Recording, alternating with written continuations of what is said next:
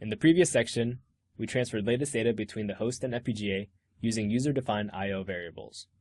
By the end of this module, you will be able to describe how DMA FIFOs transfer buffer data between the FPGA VI and host VI. So first, let's talk about the limitations of programmatic front panel communication. So first of all, only the most current data is transferred. So if I wanted to send buffered data, then I wouldn't be able to use this method. Also, remember, we talked about this before, but if you're using large controls and indicators on your top-level FPGA front panel, that's going to take up a lot of FPGA resources. So if you have a big numeric array, for example, that's going to take up a lot of resources, which is not good. Also, one other limitation is when you're using this method, it's mainly using the CPU on the host to transfer that data. So because of this, the transfer speed of this method is dependent on your CPU processor speed. Also, you're going to have slower data transfer rates going from the target to the host.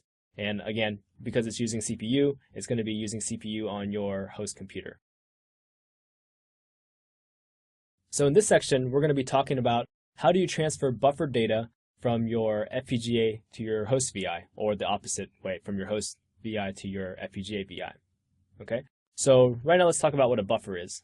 For now, let's call it an area of computer memory that stores multiple data items.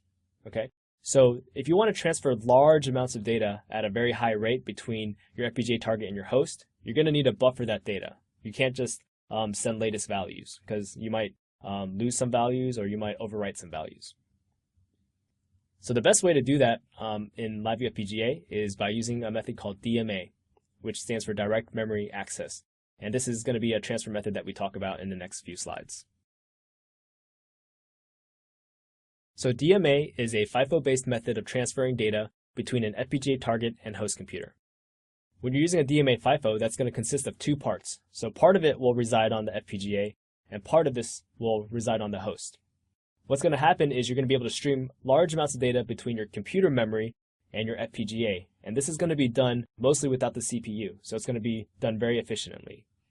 When you create a DMA FIFO, it's going to be unidirectional. So if you wanted to transfer some data from the FPGA to the host, then you can create a DMA FIFO that only goes from the FPGA to the host. If you needed something else going, transferring buffer data from the host to the FPGA, then you're going to have to create another DMA FIFO for that. Okay? So this is going to provide better performance because it's not using that many CPU resources to read and write that data.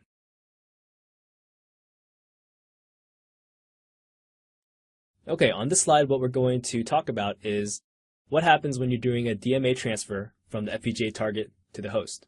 So on the left-hand side, we see that we have our FPGA VI, and in this case, we're going to start putting data into this DMA FIFO. Now the DMA FIFO, from there, it's going to go into the FPGA buffer on the bottom left, and then the DMA engine is going to automatically send that buffer data into the memory of the host computer. And then from there, the host computer is going to have a host VI, and the host VI is going to be able to grab multiple pieces of data from the memory. So let's take a look at this. So notice that the FPGA VI is sending one data element at a time, and that's quickly being sent over directly into the memory of the host computer through the DMA engine. And then your host VI is able to grab multiple elements from that memory and get it into your application.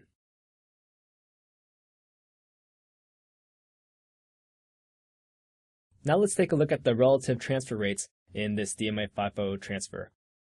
So if we take a look at the FPGA going into the FPGA buffer, that's going to be happening very fast because that's all happening on hardware. And then let's take a look at the transfer from the FPGA buffer through the DMA engine all the way to the memory on your host computer. So this is going to be pretty fast as well, and that's being handled by the DMA engine. The slow part is going to be when you're trying to read that data from the host buffer into your host VI. Okay, and the reason for that is now you're relying on the CPU for that process. So this is why you see that the host VI is actually reading multiple elements at a time from the host buffer to try to increase that speed. So another thing you need to consider when you're setting up a DMA FIFO is the buffer sizes. So let's take a look at the bottom left. Notice that there is an FPGA buffer size. So that's represented graphically here, but you can also define that in your FPGA project. So you can define the FPGA buffer size, which we'll talk about in a later module. And you can also define the buffer size on your host. So if you don't define it explicitly, by default, the host buffer size will be 10,000 elements or 2 times the size of your FPGA FIFO buffer size, whichever is greater. So you can also set this programmatically, and the way that you would do that is from your host VI. And we'll talk about that again later.